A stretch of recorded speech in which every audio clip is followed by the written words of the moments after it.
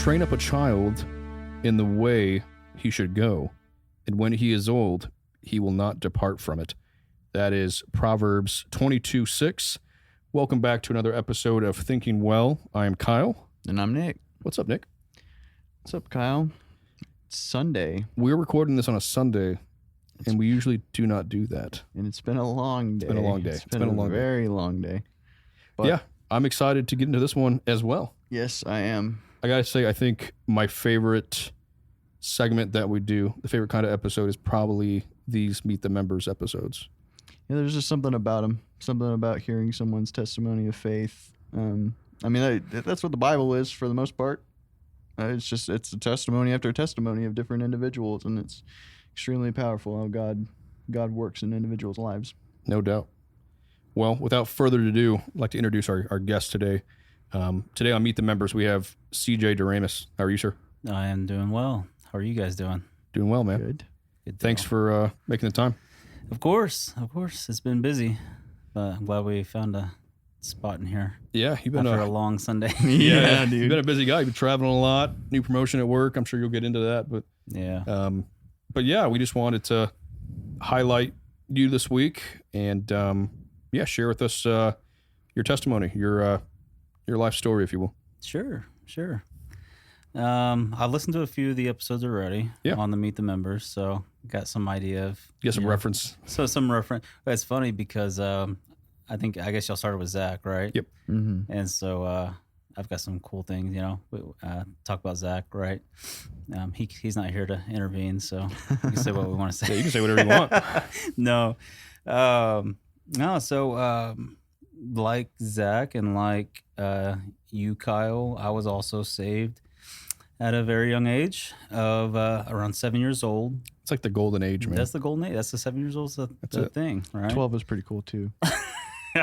12 is lame. All right. Yeah, 12 is okay, I guess. That's okay. 7's where it's at, bro. No, I like 12. I think Jackson was baptized at 12, too. Well, there you go. Yeah, like I said, So, 12's good. Yeah, 12's good.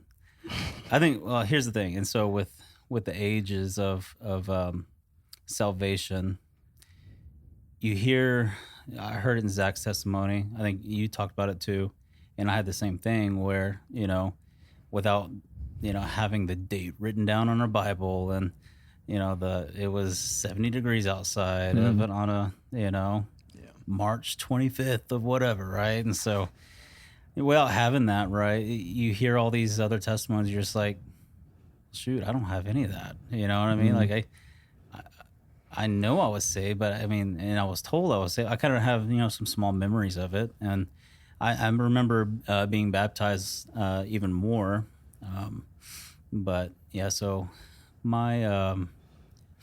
if we go back to growing up, my grandfather was a preacher, had a small little country church in Weatherford, Texas, over off of Tin Top Road in Bethel. It's called a New Prospect Baptist Church.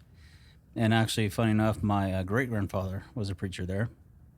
And it passed, once he stepped down, it passed to my grandfather's brother, right? We called him Uncle Sonny, and he's the one that baptized me. I don't really remember much of his preaching, right? But I remember him pretty well. And then shortly after, I want to say my Uncle Sonny was only a preacher for a little bit, and then my grandfather took over. So he's the one I remember growing up, preaching, and he's more one of those firecracker preachers. I loved it. He would get super excited about something, and he'd let you know it. He had a great voice, too. He had like one of those country twang voices, always on key, too.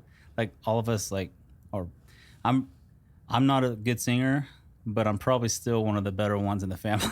if it tells you about, how their congregation sang growing up. But you know what? It was just praising God. Amen. And so it didn't matter, how anyone sang. We'd have a few really good singers come through, and like my grandpa would like wear them out. Just be like, you can sing, get up here, But yeah, growing up, a small little church, grandfather's a preacher, went to church every Sunday.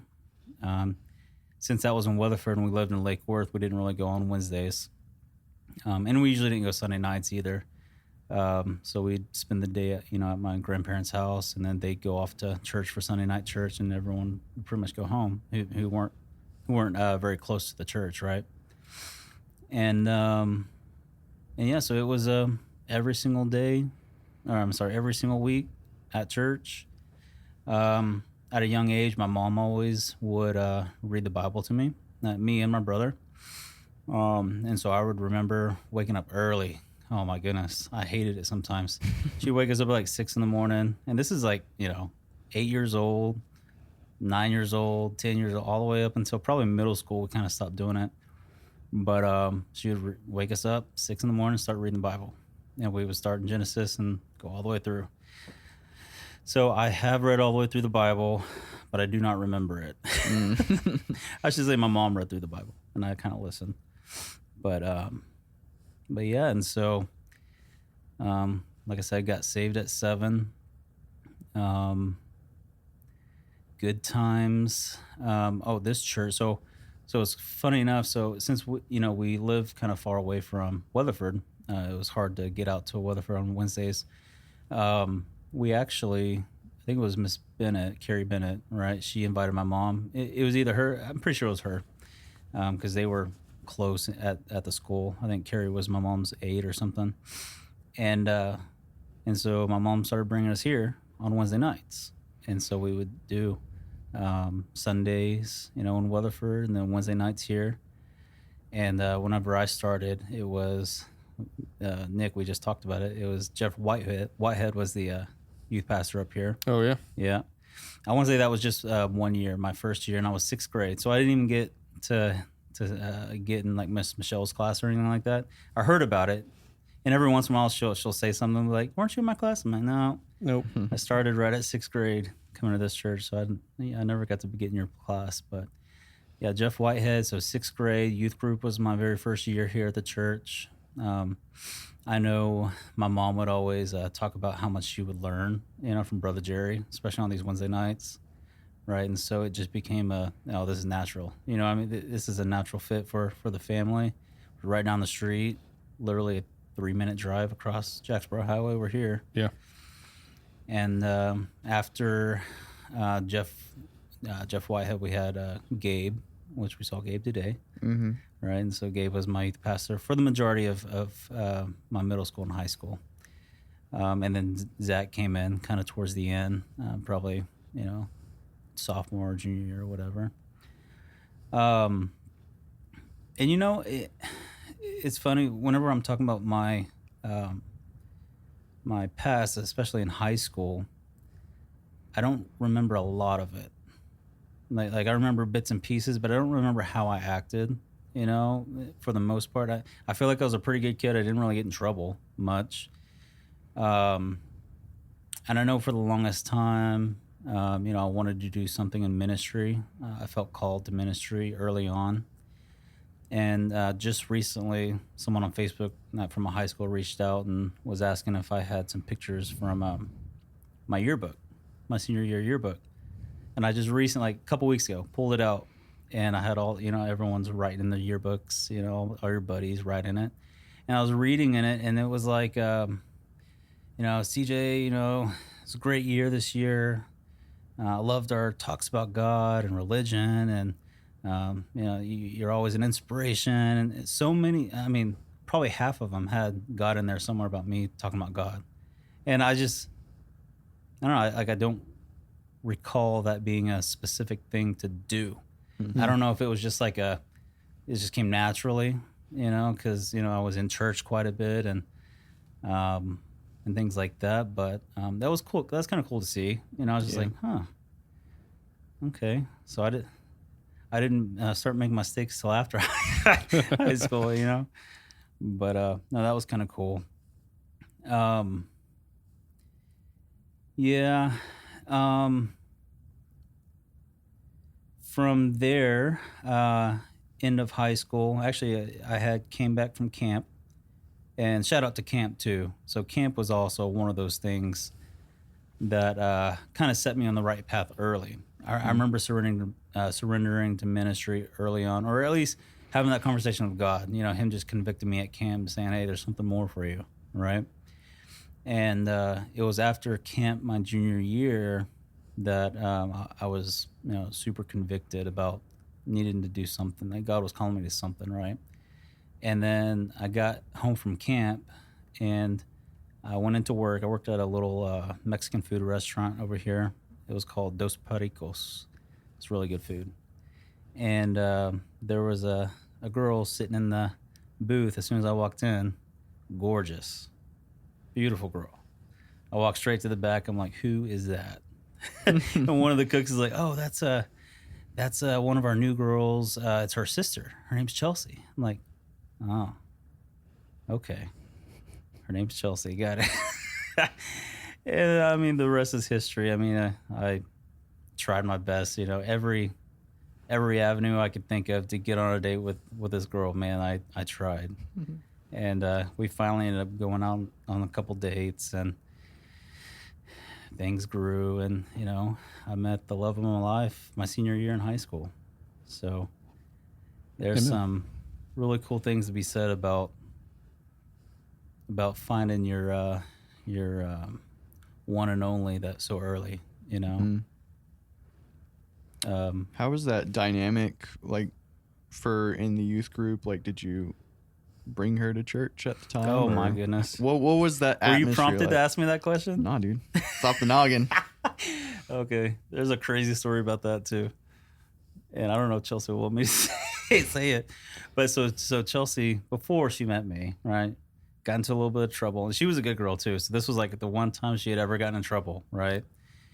And maybe it was New Year's or something like that. And she and a couple of her friends had all gotten a little bit of booze. I don't know where they got it, but they got it from somewhere. And started driving to a party, and they got pulled over in Azle. And the officer that pulls her over is, you name it, Mr. Zachary Hatton. Amazing. I forgot about this, dude. I forgot about this. Yeah. And so and this is before me, right? And so she had a whole history with Zach, and Zach was her resource officer in high school, right? So she would have to see him at school, and then she would have community service after that one incident that she had. And it's funny because I had talked about coming to church with me, right? And it's funny because I told her, I was like, oh, I can't wait to meet our youth pastor. He's got a voice of an angel. You're gonna love it, right? And we're coming to the church, walk up the stairs, come in the room, and they lock eyes. And she's like, Officer Hatton is your youth pastor? I'm like, oh yeah, I forgot to tell you, he's also a cop. Oh, he's probably your cop, isn't he? And she's like, oh my goodness. And there's this whole background between them I didn't even know about, but awesome. They laugh about it all the time. That's hilarious. It's a fun story, and you think about it. Shoot, I mean, that would have been what, 07-ish maybe, and here we are, 2026, 20 years later, and she's a Sunday school teacher with me in his church. Amen. Isn't that cool? Yeah. God works like that, man. Amazing. But yeah, so she came, and obviously she didn't, get ran away, but run out or anything. But that's kind of when I stopped coming to church as much as I had been, because I had my license. Chelsea and I are together, right? We're kind of inseparable at this point. We're always together. I was working some extra shifts, trying to pay for gas, and I just thought I wasn't the every Wednesday guy, right? I would still go on Sundays my mom wouldn't let me, even miss church whenever, I was living under her house. She was like, no, if you're living here, you're coming to church, right? Yeah. And that's kind of the stuff, I do want to get into that a little bit, to, my life story and how, what's happened over the years. But, she made sure, my mom made sure, I didn't miss church on Sundays, but she would kind of let me, all right, you don't want to come this Wednesday, that's fine, but you're coming next Wednesday. I'd say, okay, right. And then, I get closer to graduating, and I'd skip 2 Wednesdays, right? And she'd be like, all right, well, if you skip 2, you have to come to at least the next one, right? I was like, all right, fine. Came to that, and then I'd skip 3 Wednesdays. That year I didn't even go to camp. that year, which is kind of crazy to me because I love camp so much. But yeah, it just kind of just stopped coming, right? I stopped getting that conviction that I had to be, I guess, to make the right choices, right? And it comes at no surprise, we got married after Jackson, so obviously we didn't do things God's way anyways. Sure. Right?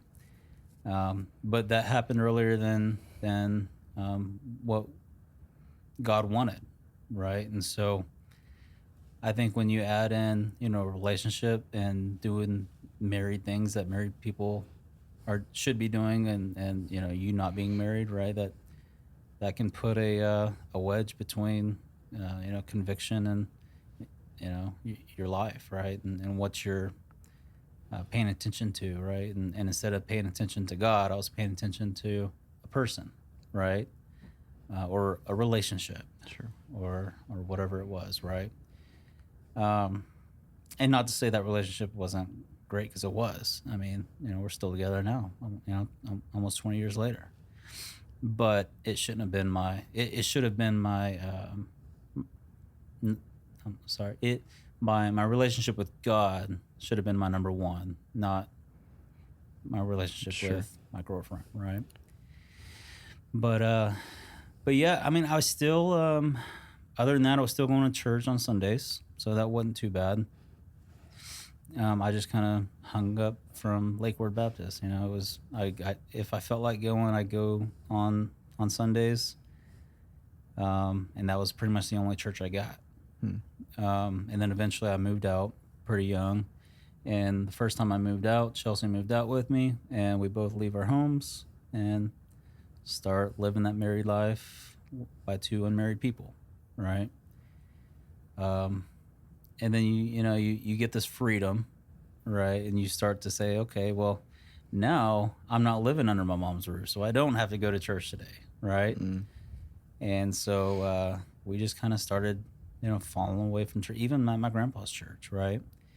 And it would be every other weekend, every other Sunday, and then I would say usually we kept it kind of consistent. We would go at least once a month. That was kind of our cadence. And then the rest of the time, you can just doing our own thing, right? Obviously, God was not in the picture at all at that point. And then I would say I was probably over 21 already. Probably right at 20 is whenever I started to think about other things, right? And when I say other things, I mean alcohol and doing things that wasn't a character of me growing up, right? Growing up, I was just like, no, I'm never gonna drink. I see what damage is done to multiple people in my family. I'm like, this is not gonna be me. God's calling me to ministry, type of thing. And then I get away from God, right? And I start kind of diving into that stuff, right? And I think and I've heard a few sermons, over the past few weeks, and I think a few conversations, listen to your podcast and things like that. But it's that temptation of like, hey, what's one gonna do? Like, come on, man. That's not that bad, right? Mm-hmm. And then that one becomes two, and that two becomes four, and that four becomes a 6-pack, right? And so I started falling into this cycle of almost where I was drinking, if not every day. So I would spend one night not drinking, right? And it got to the point where it was not just drinking a few beers, it was like a 6-pack, or at least till I'm drunk, right? And I started that kind of early on, right? And it got to a point where, that was almost the number one thing in my life. I mean, I loved my family, right? By this time we had Jackson already, still doing things out of wedlock, right? not only were we living together, but now we got a kid together, Mhm. right? And then, you know, whenever you start to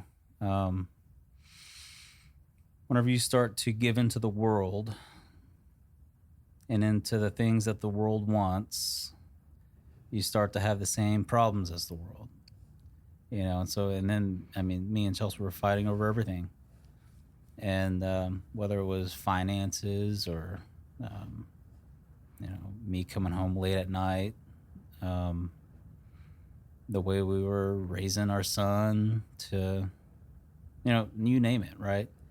You know, I try to think back about what we even argued about. And I can't even remember. I was like, I don't even know what we argued, but I know we argued. You know, and there would be times where she'd go to bed, you know, crying, and I'm one of those who I hate when going to sleep angry or with something going on. You know what I mean? So I'd be like pushing her and be like, no, let's fix this. You know what I mean?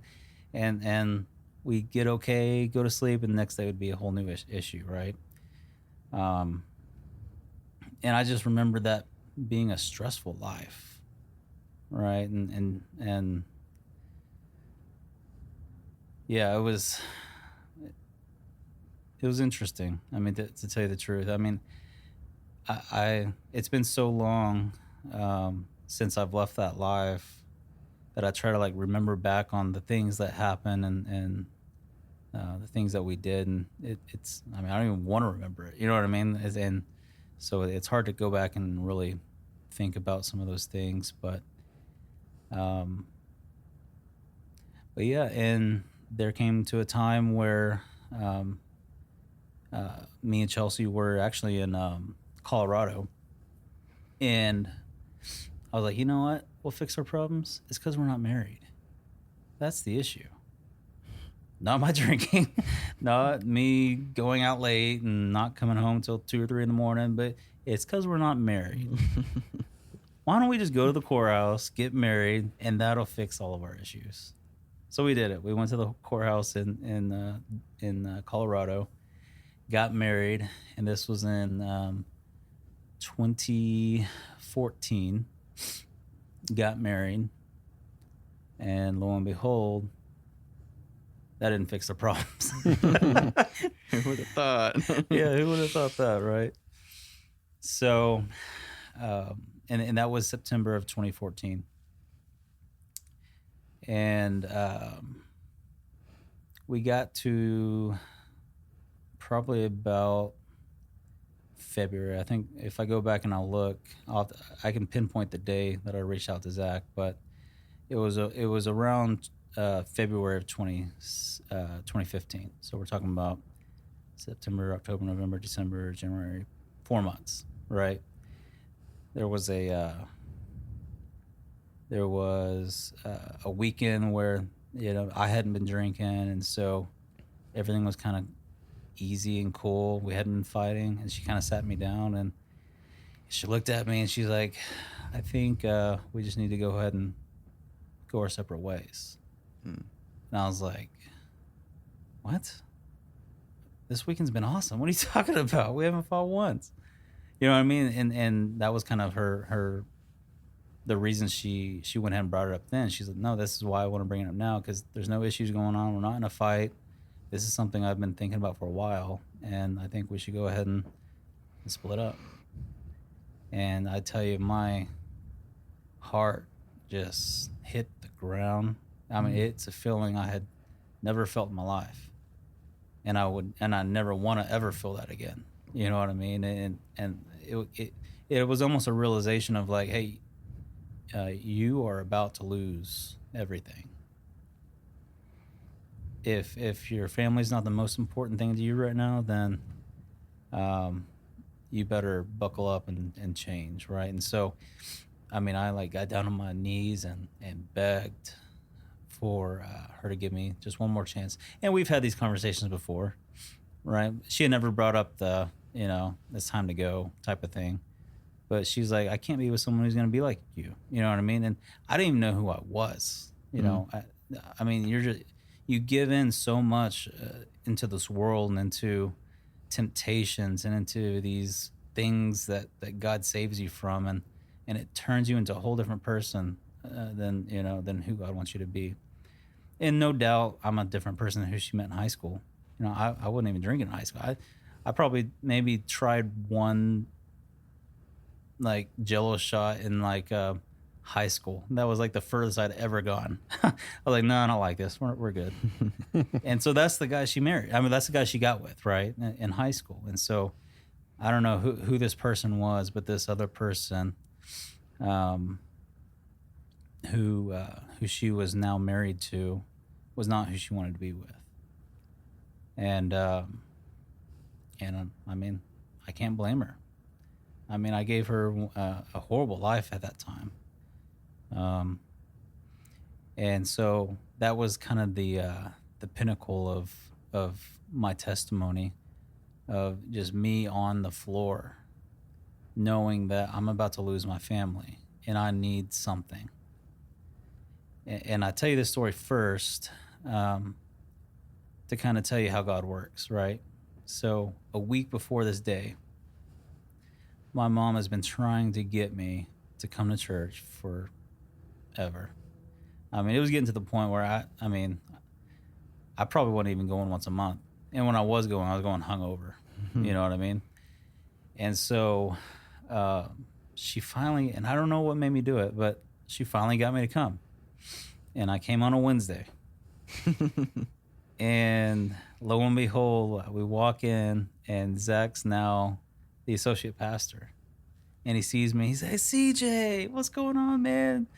We talked for a little bit, and there's a few other people that hadn't seen me in years. And now I'm married with a kid, right? And Zach still to this day, he says that day I walked in, I became like his number one radar. Like I hit his radar, a little marker on his little internal attack radar, gospel attack radar. I don't know what you call it, but it's so weird. 1 week before that, right, and then so a week later we have this huge, pinnacle of my testimony, and the first place I go to is Zach. I mean, this is a God thing, that he would put Zach on my radar. I couldn't tell. I probably would. I don't know where I would have gone or who I would have gone to if I hadn't gone to church and seen Zach that week before. That like reintroduction. Yeah. Like I almost forgot about about him. You know what I mean? I'm like, oh yeah, I didn't know you're still here. You're the associate pastor now. Yeah, and I reached out to him. I said, I need help. I'm about to lose my family, and I can't lose them.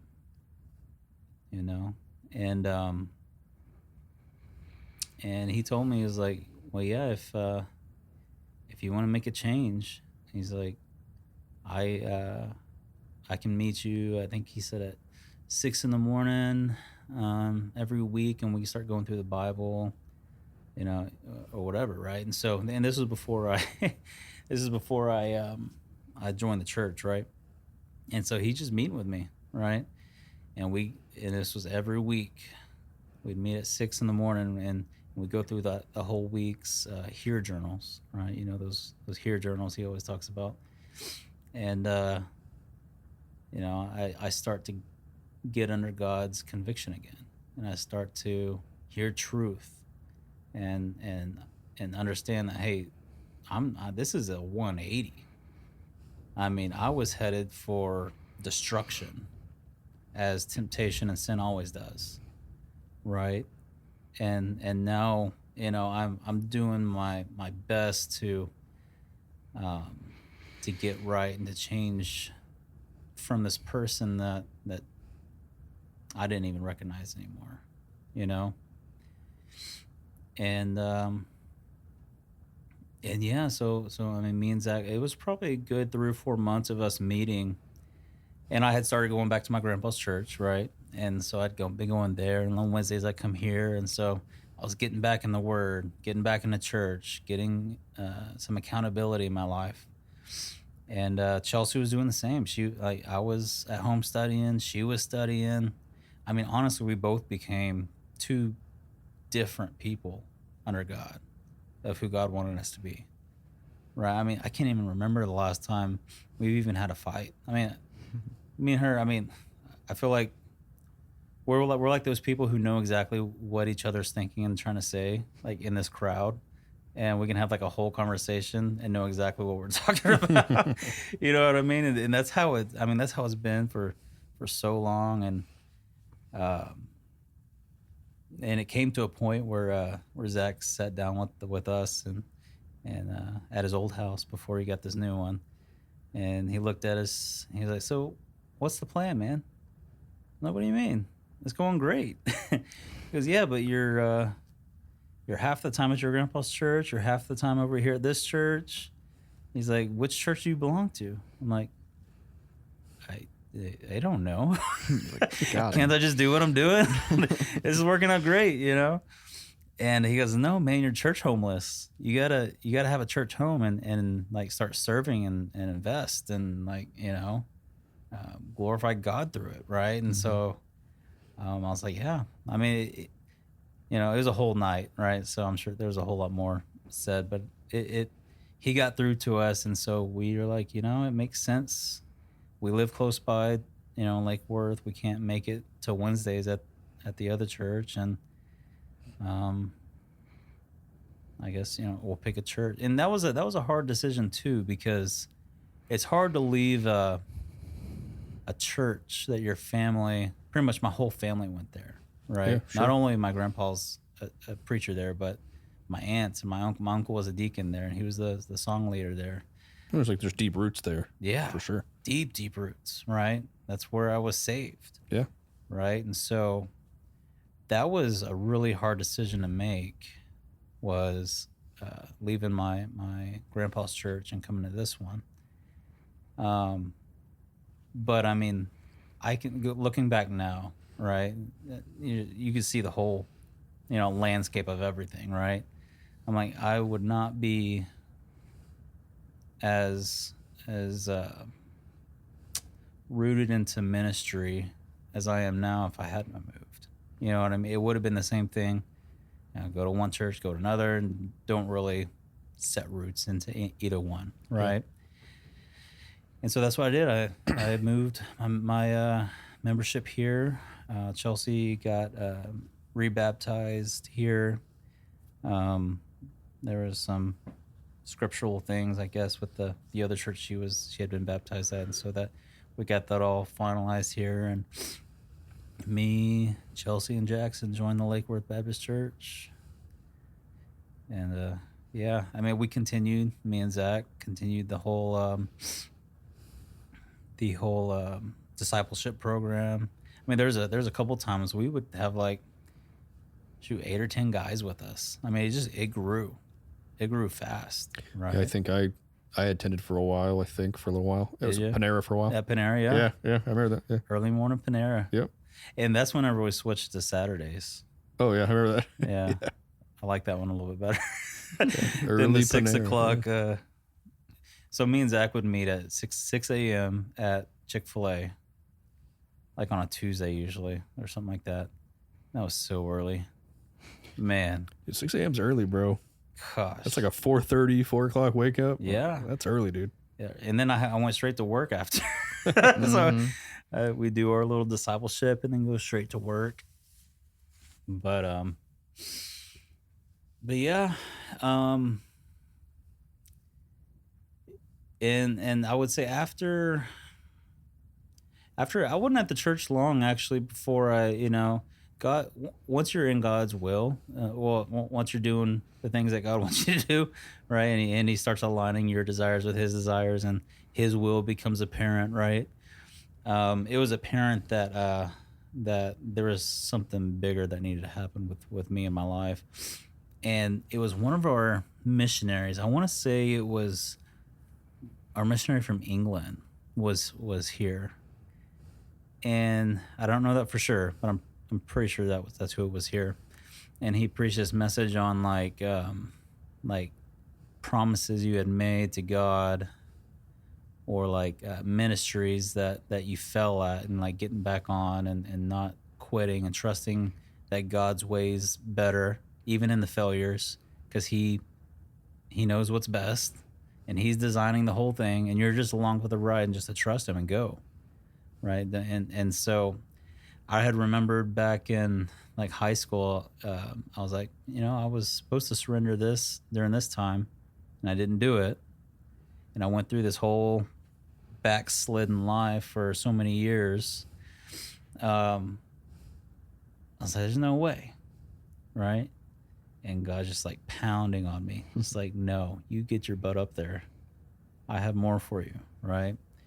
And so I went up there, and as Zach talked in his testimony about him running up the altar or whatever to preach, I did the same thing. It wasn't I haven't preached at a church. I mean, I haven't become a pastor or anything like that. I don't know what God's got for me, right? Sure. But I knew it was something, and Chelsea was in the nursery. So I just ran up there, and she's like, what are we doing up here? Because they went and got her, whenever they're all talking. So she was completely blind. Oh, She yeah. had no idea. She didn't know what was going on. That's amazing. I was like, something, I don't know. God's calling me to do something more. And yeah, so, and I want to say I started in the youth group with your dad when you were. I remember. Yeah, when you your were very here. first lesson. Yeah, I was there. I was a senior, I think. Were you for my first lesson? Senior or nice. junior. one of Okay. those. And we did our. Were you here when we did the homeless ministry? The very end of it. Okay. Yeah, last year we did, I think, Oh, okay. before we stopped doing it. So I remember I did a little bit on that homeless ministry. So I think you came in right at the end of.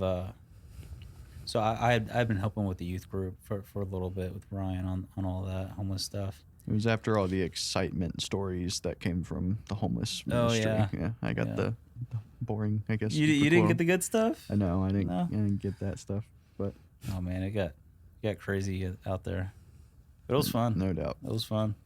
I think there's a couple times your mom was just like not comfortable.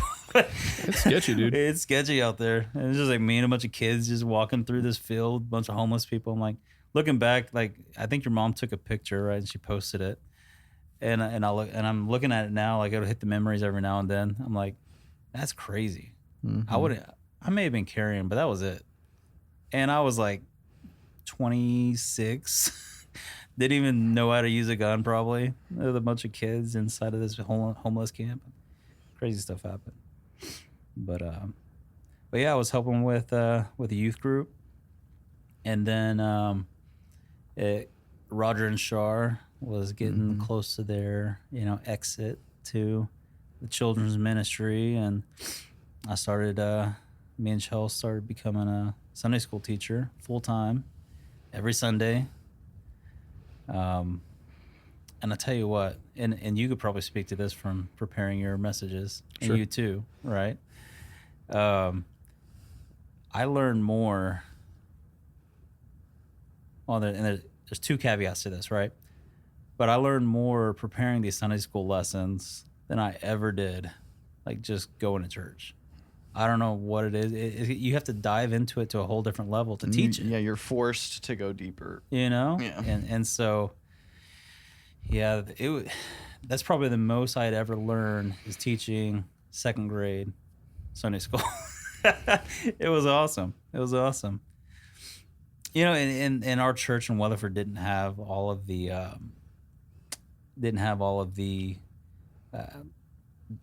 normal Sunday school. Everyone goes through Noah's Ark and this and that, right? There was the big ones that we all knew, but like all these small, like the Judges and like there's some crazy stuff that goes on in Judges.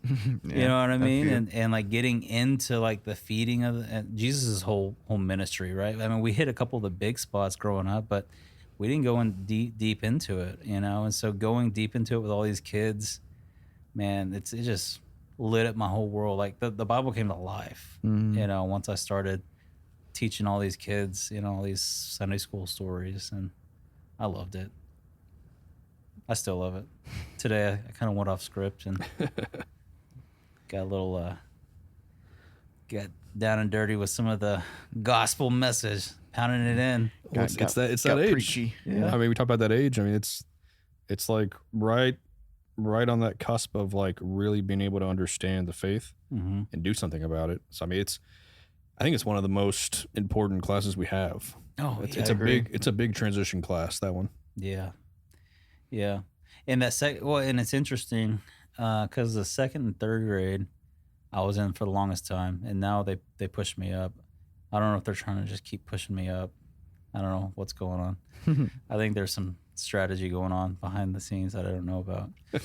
But now I'm in the fourth and fifth grade, and they're a little bit less quirky. Like they're not as at least the second and third grades when they yelled out answers, even if they weren't right, they're yelling out answers. Right. This next group, they're kind of just all not Oh, saying dude, anything. youth group, been teaching youth group for Oh, 6 years now. It's like pulling teeth to get some answers I sometimes. know, it's crazy, but yeah, and so and we started with that verse, right? Like you asked me what a life verse. I don't know if that's a life verse, but it is a verse that describes my life, and I mean, I owe it all to my family, instilling truth in me at a young age, making sure I knew the gospel message to be saved, that I had the Holy Spirit in me convicting me in all my turns and directions I would go in life. And when that time came where it came to, you can either keep going to destruction or you can turn around, I knew who to turn around to. Yeah. And that was from my mom and my aunt and my grandpa, just over the years of my life instilling truth in me. And obviously God, working his ways, just like moving the pieces, knowing exactly what was about to happen, putting Zach in my life again. There was no question on which way I was going to turn. Yeah. And now with, 5 kids of my own, one on the way. Mm-hmm. You heard it here first on the podcast. Yeah, anyone who listens to the podcast is going to know before Facebook. You heard it here first. I may Exclusive or may breaking not have news. already known that, but I know you knew it. Most people here at the church already know it. It gets around quick. it gets around quick, and Yeah. like you start like doing like deductive reasoning, and you can kind of narrow it down. But congratulations, dude. Yeah, That's congrats. Yeah, thanks. that is Happy for you. that is both. amazing. I mean, we're excited. It's a lot of people, I don't know, I think it's a cultural world thing of just like, 2 kids per household, and that's max. Yeah. Mm. Well, there's definitely a change culturally from where you've seen like in the 20th century, where like early 20th century, where people just had, and like my grandfather was like the youngest of 12 kids or something, right? I mean, it's just a different dogma for sure about it. But it's rare. I mean, it's like 6 kids nowadays. Like you don't see families having more than 3 or 4. I mean, tops. Yeah. So I mean, good luck first. But congratulations. Yeah, that's awesome. Well, going back to that verse that we were just talking about, like, one, the fact that God has basically used that.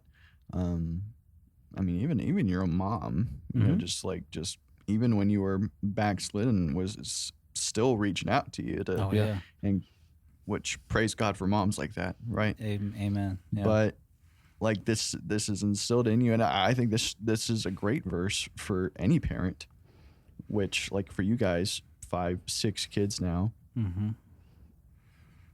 like now you know what it's like to not pursue a life with Christ and to pursue your own needs and to understand what the conflicts of the world are, like even in family, and how bad it can get. And now you're able to kind of take these warnings and just instill gospel truth in your kids, but say, hey, this stuff's true, but also this is how it's worked in my life.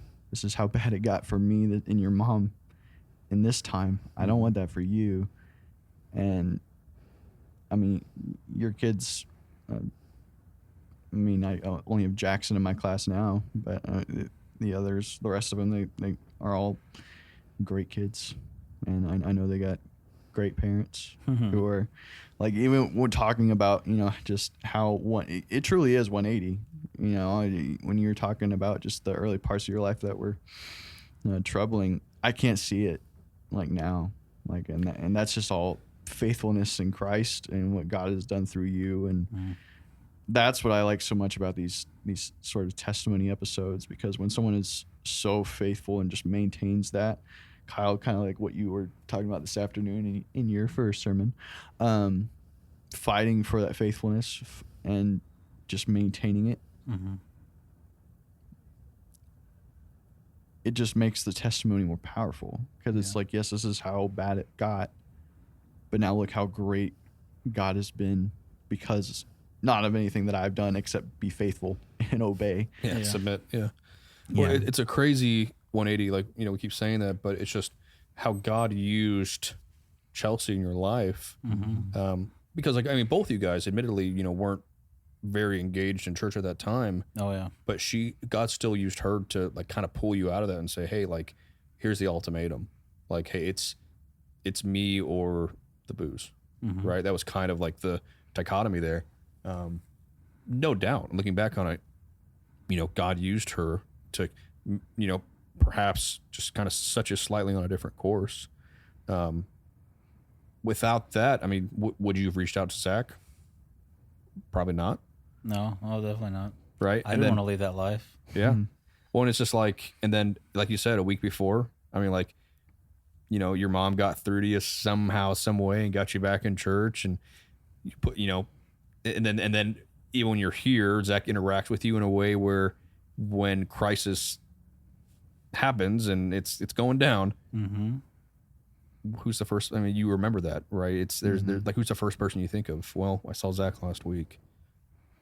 Let's reach out to him, and I can see God working and just putting these things in place, because it's funny, because like he knows how it was going to go, but I can see him behind the scenes like, oh, this is going to be good. Oh, this is going to be great. Oh yeah. In a week, this is going to be great. Yeah. And like, he put you on a new path, and I mean, just the faithfulness. I mean, because like I'm a little bit younger than you, not by much, but I can remember like when you first brought like Chelsea around to the youth group. I was probably 6th or 7th grade or something. What's some of my first years there, and I can remember going to camp with you, and I can remember, kind of being the kind of that younger guy in the youth group as you were kind of getting close to graduating and exiting. But yeah, I mean, like, the legacy that you are growing from this change. I mean, it's the only way I can describe it. It's that but God moment. Oh yeah, 100%.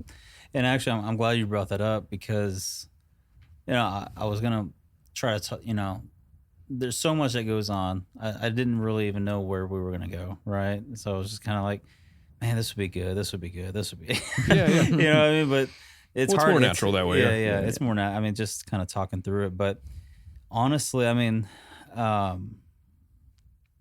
especially with kids, right? And God's blessed us with a human being, one of his children, to be that spiritual leader, to raise them, right? And to instill values and morality and truth, that he's written out, that doesn't change, right? That was like one of the things today with the Sunday school kids. I was like, emotions change, your heart changes, relationships change. But what's something we read every single day that doesn't change? And it took a while, but finally someone spoke up. It was like, the Bible? I'm like, yeah, this is the same Bible they read thousands of years ago. This is the same. It hasn't changed. We can't trust on things that do change ourselves, and things we can't, hold true, whatever, right? But there's one thing that doesn't change, and that's the truth that God gave us. That's right. And so, but knowing that God gives us blessings of children, and he's given us a responsibility, to raise them in a way that, to where to where they can call Christ their Savior. You know, and it's not because Dad said it. It's not because we grew up in church, but it's because it's theirs. You know, and there's a few things I'm going to change. I remember growing up, and there'd be some things, you know, my family would kind of be lenient on. You know, you talked about your testimony, Kyle. Sure. You know, and things like that, and I mean, I fell to a lot of those same temptations, especially in high school. You know, and I would say, sad to say, but 80-90% of young boys probably fall to that temptation. Yeah. And I mean, it was never told to me that, hey, this is immoral. You know, what you're doing is you're putting a lesser value on someone else. Sure. Well, you're diluting this this gift that you're going to have later. But I agree with you. I mean, like, it wasn't. It's hard to remember. I don't want to put that out there and say like it was never like, you know, explained to me like that. I'm sure it was, but it's just. I think it's even more of an issue than it was when we were even younger. Mm-hmm.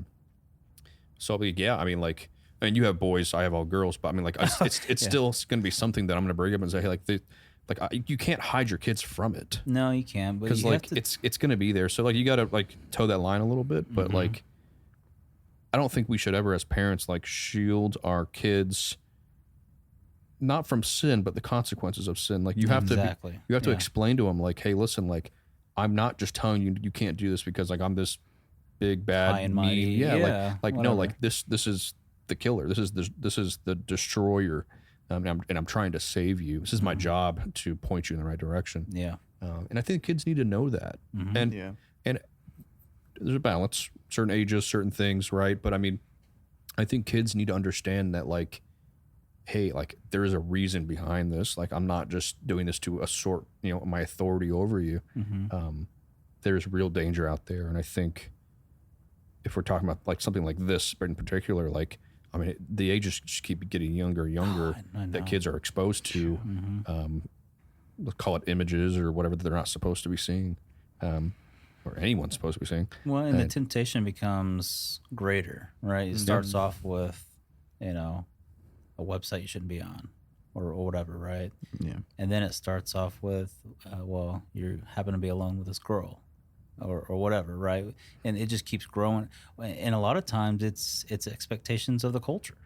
Yeah. You know, their friends at school say, oh, well, you haven't seen that? Well, you know, I don't know what they say now, but who are you? You didn't look at this? Yeah, no, I mean, you're absolutely right. I mean, there's a responsibility there to educate your kids in a way that is appropriate, but it also will hopefully kind of save them from the mistakes that we've made. Yeah. And I think that's the beauty of it, isn't it? Like, when you have your own kids, you can say, you know what, this is what I remember. This is how I was up abroad, and this is what didn't work for me. You know, this is what I didn't listen to. This is what I wasn't told, or whatever it is, right? And you can say, no, that stops with me, and I'm gonna go out of my way to make sure that, you know, like, my girls are protected in that way, and that they know that, hey, like, you know, I'm not saying my parents weren't, but, like, hey, like, I'm your father, but, like, I got you. Like, I would rather come and pick you up from someplace than you get in a wreck, or, you know, and have to go to the police station, or, God forbid, have to, you know, go to some fatality accident or something. I would rather, like, I got you. Like, you're, like, just be honest with me, right? And stuff like that. I mean, it's just, you know how it is, man, with young kids. You're just like, it's terrifying, but, like, you have to. Yeah. You have to start preparing them for the world that's out there. I mean, there's realities that you have to embrace. Yeah. Yeah. It's difficult for sure. And there's about 1,800 books out there, and everyone's got a different opinion. Yep. Sure do. So it's, I'll stick with this book Yeah, as much that's a as good I one. can. That's a good one to stick with. Yeah, I'll stick with that one. But I mean, what I seem to do with my kids is I I try to think about it logically and just be like, what's the end goal? You know what I mean? And what could this lead to? Mm-hmm. Right? Because chances are it will lead to this. Sure. You know, if you look at just stats and all this and think about it logically, and what's your end goal? I mean, you just want to feel good. Well, how long is that going to last? And we have these conversations. I mean, in youth group, right? Yeah. And I remember having sermons where it would talk about that specifically. Yeah. Like, and it would convict me, but it didn't change my mind. Like, maybe it changed for that night, but that was it. You know what I mean? And it wasn't getting through to young CJ, and I would say it's probably the same for 90% of other kids. And I don't know. I think you've got to just be real with it, and talk about the consequences later on in life, because it will destroy your life if you keep going down there. There's just a lot of regretted things. I mean, yeah, that too. A lot of, even what I've tried to tell like some of my younger siblings and things, because like I can't imagine, dude. Like they've seen me go through it, but just like some of the things, like I would plead with them, like, hey, like the way that I feel now, the regret, the things I can't take back. I don't want that for you. Like I can't turn that off. Yeah. Like no matter what I do, no matter what I say, no matter what's happening in my life, there is always this part of my story that is going to ring true. Like that is the consequences of the decisions and the sins I've committed. Yep. Now, I'm forgiven of those, and there's reconciliation because I've repented from those sins. But because of this sin-cursed world, the consequences ring. It's a ripple effect. Oh yeah. You can't escape from it. You did what you did. And there's things that you can't take back. So I think, talk about testimonies, talking about having kids. I mean, like, this is one of the most important functions of what we do is like, hey, like, I was a knucklehead and I can't stand this about myself to this day, but you don't have to go down that route, man. Like, you can choose a better life. You can choose to wait. You can choose not to do this. Like, you have a choice. It's too late for me. I've made that decision. I have to live with it. But you're before that. You don't have to do this. That's why, like, I've taught a couple of times upstairs. Like, I like it, man. I like being able to pour myself into these kids and be able to like hopefully just do my best to make them aware that there's a better way to do things. And then just testimonies, man. This is why, like, this is by far my favorite segment. By far. Yeah, definitely. I've liked them. I've listened to all three of them, I think. Yeah, we're trying to get some people, man. I got my eyes on a few people. Yeah. I'm gonna try to get them up here, but yeah. And they don't have to be as crazy 180, as the ones that have been, like, mine and yours or whatever. Sure. Samuel's another one, right, that y'all have already talked with. But everyone goes through, everyone knows a life without God and how much better it is with Him. Yeah. I would say it's like the crazy ones. There's an amazing story there of transformation. Yeah. But I would say the ones that are the faithful ones that aren't just insane, like, I envy those. Yeah. Right? Those are the ones where I can say, like, the application is a little bit different, but it's like, be like that. I praise God for those.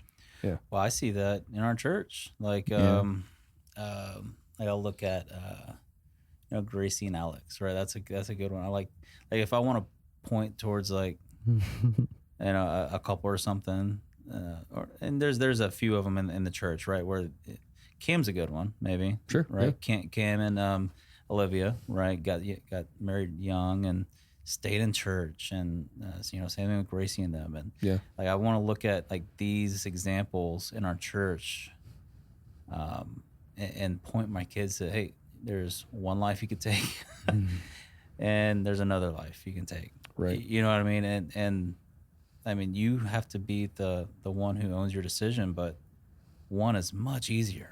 Yeah. Well, one thing that's encouraged me Because since I've hopped on this podcast and have been a part of it, and I'm sure the listeners, if they're not new to this podcast, they've probably noticed all the changes to like each of the episodes, the branding, whatnot. And so, because I've gone through each episode and I've kind of listened to every single one of them multiple times just to do certain things on the back end. And there was one episode, I think it was Gracie's episode, where she's talking about going to college and was talking about all of these things that she learned in youth group she didn't think, or she didn't see the relevance at the time, or didn't know that she remembered them until she got into the real world, into the wickedness of it, and saw it all, and she was able to identify certain things, and she's like, oh, I know more than I thought I knew. Oh wow. And so that's encouraging for me as a youth leader here. Yeah. To know that, you know, we have a lot of homeschool kids in our youth group right now. And so, I mean, thankfully they don't see much of that evil. Yeah. Right. But there will be a day that they do. It's inevitable.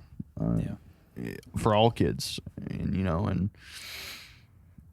I'm hoping, and it's always Ryan and I's goal and prayer, you know, that each kid leaves this youth group, like when they graduated from senior year of high school, that their faith is their own, that they're able to defend it, and then that it's who they are. Yeah. You know, it's not just, it's so much more than just showing up on a Sunday and Wednesday. It's so much more than just my family goes to church. It's like, no, I believe in Christ. I believe he is my Lord. I am saved. I've been baptized. I serve. I'm all in. And then if so, it'd be to happen that they get off the path a little bit, you know, they're able to remember things. Yeah. And be like, hey, I'm in the world and I see something I shouldn't, or hey, I'm being exposed to something I've never experienced before. Hey, that's what they were talking about. Hey, that's what they were instilling in me. Yeah.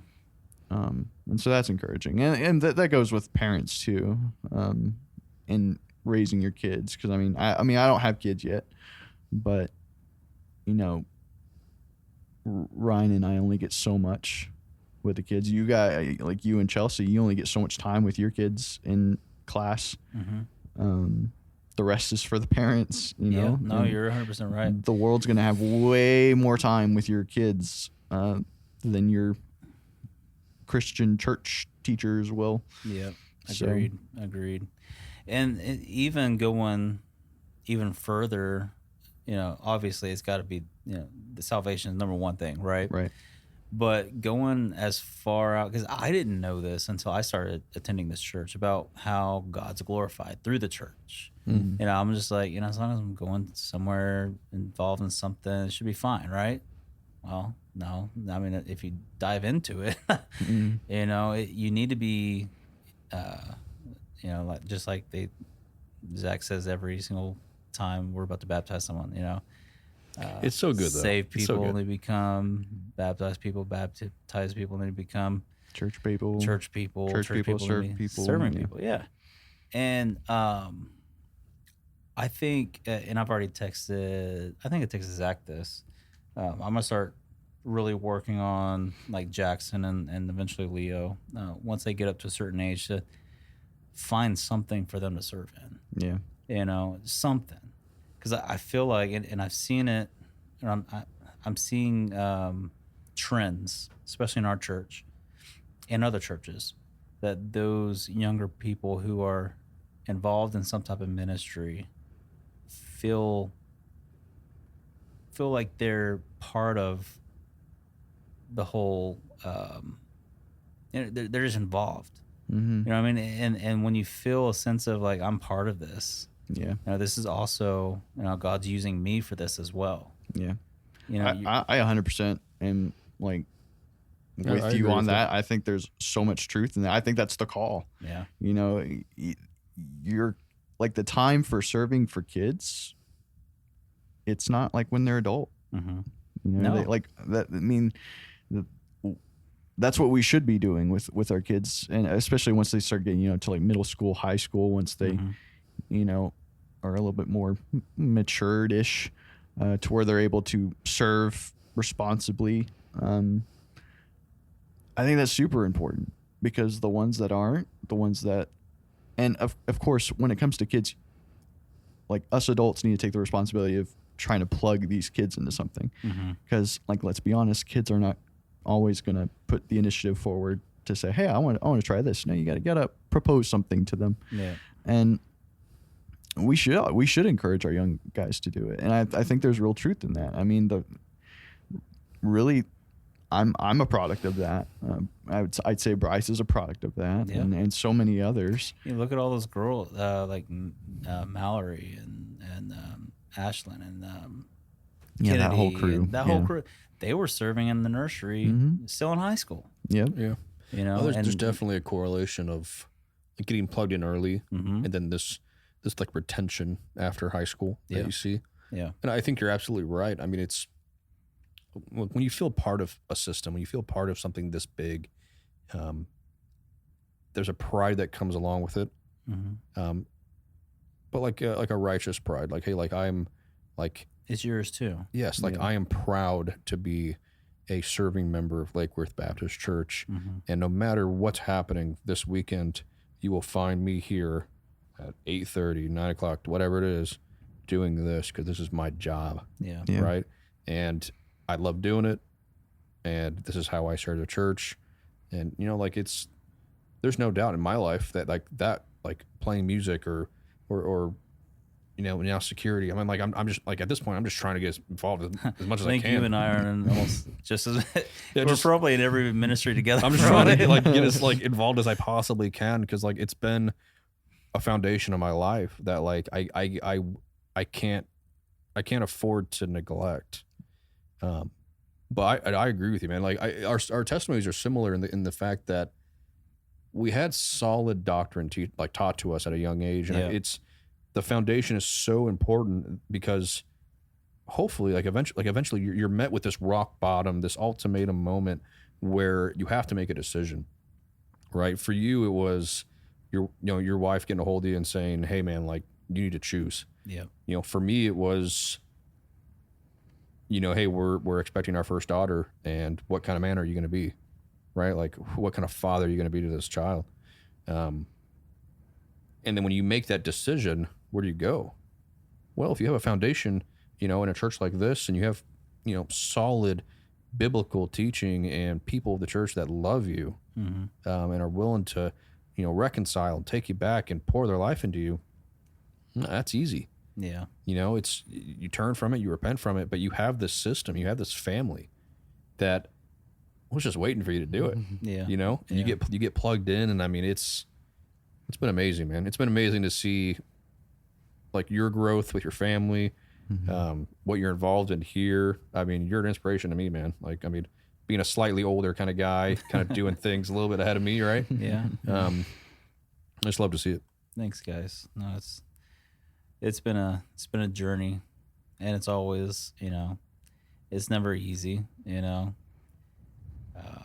It's always, now we fall back into like just trying to just like read my Bible every day type of thing, you know. And like there's like some weeks where, I mean, I know I need to change, you know, some things, right? And Sure. It's still a struggle just to continue to you know, stay on that path, and you know, with staying in church is really what grounds you, having that accountability side, right? Because there'll be like a week where I'm just like down and like, you know, not really feeling like, but I'll come anyways. Yeah. You know what I mean? And then God like hits me right where I'm at. He's like, that's how it goes, man. You know, and then it's like, oh gosh, all right, let's get back on this thing. How many times have we like gone to Bible studies or events or just church services in general, and like we'll all say like, I really didn't want to come today. Yeah. I really did not, but I'm so glad that I did. Yeah, I didn't want to come today, And I also learned that Zach somehow has a microphone in my house. Because that was directly, that was for me. But no, I mean, you're absolutely right. I mean, it's such, I don't know how people do it without something like this. Yeah. And that's why I'm trying to get everybody here, man. It's just, no matter what happens in my life. Yeah. I know I have this church. I know I have people who love me. And, I mean, my friends are here. Mm-hmm. My friends are members of this church, my family. I mean, I like the older you get, I mean, at least in my life, it's like the less amount of friends you have outside these walls. Oh yeah. 100%. My best friends are people with my last name or people that I go to church with. Yeah. I mean, that's the way it goes. But yeah. I see, this church, my church family more than I do my regular family, outside of my, in my house. yeah. But yeah, I mean, I feel like your church family is probably, closer than your extended family. Yeah. In that aspect, Yeah. And what a great way to, partner together and you can see growth, between everybody. I mean, I invest in someone else, right, or whatever, or I can be a helpful, ear to somebody else that's having trouble, and it's just like it's a cyclical thing, especially with discipleship, and that's something I need to get back on that too. I feel like Zach's kind of he's always like he wants to get on that discipleship of like starting a group and those groups go out and start another group. Right. That's the way it's supposed to be. Sure. And we'll always start it, and then it kind of just just kind of fizzles out a little bit, and then we'll start over again, and we haven't done that in a while. Yeah, it's been a little while. Yeah, man, it's this Christian life it's hard to navigate. It's hard to make it work sometimes, but I'm excited for this church, man. I'm excited for where the church is going, what we're doing, Yeah. men of this church. It's a good place to be. Yeah. And the growth this year already. There's some great things happening. Yeah. I'm excited. Me Yeah, too. I'm pumped, dude. I'm pumped. Well, CJ, appreciate you being here, man. Appreciate you taking time out of an already busy Sunday to sit down. Late Sunday. Yeah. No, it was great hearing your life story, your testimony. No doubt will be helpful for our listeners, and someone can definitely relate to it. So I appreciate it, man. Well, definitely. Well, thanks for having me, guys. And Yeah, dude. always appreciate what you guys do. And I feel like I see you guys all the time. Yeah. So we're all pretty close here, but yeah, always here for whoever else, Thanks, Love it, man. Thanks again. Yeah, Of bro. course, man. Of course. Nick, tell them where to find us. You can find us Hammer and Quill Publications on Instagram and Facebook. If you want to reach out to us, you can email us at podcast@lakeworthbaptist.org, or you can reach out to us on one of those social media sites. Also, check us out on YouTube. Check out our church, Lake Worth Baptist Church on YouTube, where you can see Pastor Zach Hatton's sermons. And yeah. Perfect. Couldn't have said it better myself. Well, thanks everybody for tuning in to another episode of Thinking Well. We'll be back next Tuesday with another episode. Stay safe. We'll see you then. Bye-bye.